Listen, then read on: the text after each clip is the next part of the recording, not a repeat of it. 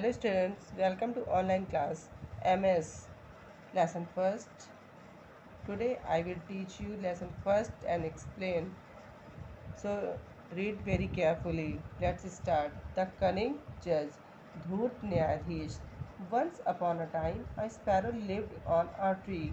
He had a beautiful and comfortable nest in the tree and used to live in it happily. एक समय की बात है कि एक स्पैरो यानी गौरैया एक पेड़ पर रहती थी। वह बहुत सुंदर और आरामदायक घोंसले में घोंसले को उसने पेड़ पर बनाया था और उसमें वह खुशी खुशी रहती थी। Each day the sparrow would go out in search of food and return to the nest in the evening. हर दिन जो गौरैया थी वो खाने की भोजन की तलाश में सुबह जाती थी और शाम को वापस अपने नेस्ट में वापस आ जाती थी।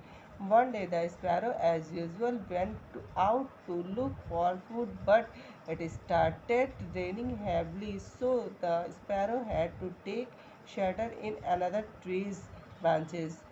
रोज की तरह वो चिड़िया उस दिन भी घर से बाहर भोजन के लिए गई, लेकिन जब वो वापस आने का टाइम हुआ तो उस टाइम पे बारिश बहुत तेज़ी से होने लगी, इसलिए उसको दूसरे पेड़ की ब्रांच में उसे शरण लेनी पड़ी। The sparrow kept waiting for the rain to stop that he could go home, but the rain did not stop all night.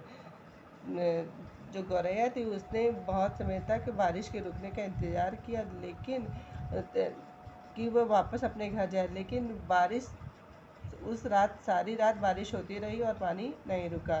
In the morning when the sky clear the sparrow return to his nest. सुबह जब आसमान साफ हुआ तब गौरैया अपने घर वापस आई, अपने नेस्ट में घोंसले में वापस आई। He was shock to find a rabbit in his nice and comfortable nest. उसे बहुत आश्चर्य हुआ उसने जब देखा कि वहाँ पे उसके घोंसले में एक खरगोश उसके अच्छे और आरामदायक घोंसले में बैठा है।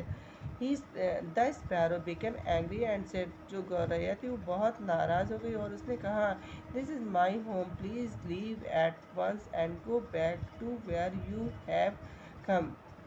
उसने रैबिट से कहा कि ये घर मेरा है और कृपया आप इस घर को छोड़कर चले जाइए और जहाँ से आप वापस आए हैं। Don't be such a fool, the rabbit replied. बेवकूफ़ मत बनो, उस खरगोश ने रिप्लाई दिया। Things like trees, rivers and lakes don't belong to anyone. कुछ चीज़ें ऐसी होती हैं जैसे पेड़, नदियाँ, झीलें, ये सब ऐसी होती हैं जो किसी एक के लिए हमेशा नहीं रहती। They are only yours as long as you are living in them. जब आप उसमें रहते हैं तो वो आपकी होती। If in your absence your place is acquired by someone else then it belongs to them. अगर आपके एब्सेंस में कोई दूसरा वहाँ आ जाता है तो वो उसका हो जाता है। So this place is now mine, इसलिए ये जगह मेरी है। डोंट डिस्टर्ब मी नाउ, और अब मुझे परेशान मत करो। But the sparrow did not see any logic in the rabbits statement. जब स्पैरो ने ये देखा कि उसके रैबिट्स के स्टेटमेंट में कोई भी लॉजिक नहीं है, उसको नहीं समझा सकती। He wanted his home back, वो अपना घर वापस चाहता था। He said, let us go and seek the advice of some wise person who can help us to settle this matter. हमको दूसरे किसी ऐसे इंसान के पास जाना चाहिए जो हमें एडवाइस दे सके और जो इस मैटर को सॉल्व कर सके। Now it is Now it so happened that a wild cat who used to live at the little distance from the tree overheard the conversation of the sparrow and the rabbit. वहीं पास में ही एक जंगली बिल्ली थी जो कि वहाँ पे पास में ही थोड़ी दूर पर ही पेड़ के पास थी और जिसने स्पैरो और रैबिट की वार्तालाप को पूरी तरह से सुना था। He thought to taking advantage of situation, उसने उस परिस्थिति का फ़ायदा उठाने के लिए सोचा। So he quickly took a dip in the river and then sat like a priest chanting the name of gods loudly. उसने उस सिचुएशन का फ़ायदा उठाने का सोचा और नदी में एक डुबकी लगाई और वहाँ बाहर आकर एक पुजारी की तरह बैठकर भगवान का नाम तेजी तेजी से लेने लगा। When the sparrow and rabbit heard the chanting and saw the cats sitting there like a priest, जब स्पैरो और रैबिट ने उसकी आवाज़ सुनी तो वो उसके बिल्ली के पास गए जो कि पुजारी की भांति बैठा हुआ था।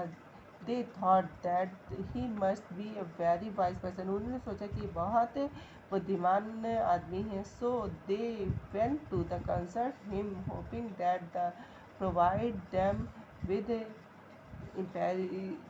पार्शियल जस्टिस, और उन्होंने ये सोचा कि मतलब किसा वो बिना किसी भेदभाव के उन दोनों के साथ न्याय करेंगे। इस आशा के साथ वो उनके पास गए। The cat was very happy to see the sparrow and the rabbit, जो बिल्ली थी वो बहुत खुश हुई जब उसने ये देखा कि स्पैरो और रैबिट उसके पास उनको देखकर वो बहुत खुश हुई। ही pretended the listen with interest as they told their story and put forth their argument.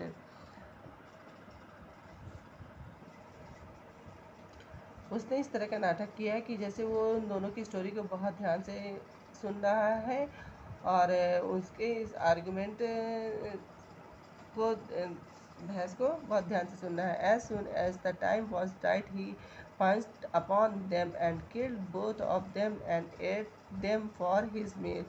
और जब उसने सही समय देखा तो उसने उन लोगों पे आक्रमण कर दिया और उनको मारकर खा गया, और इस तरह उसने अपना भोजन तैयार कर लिया।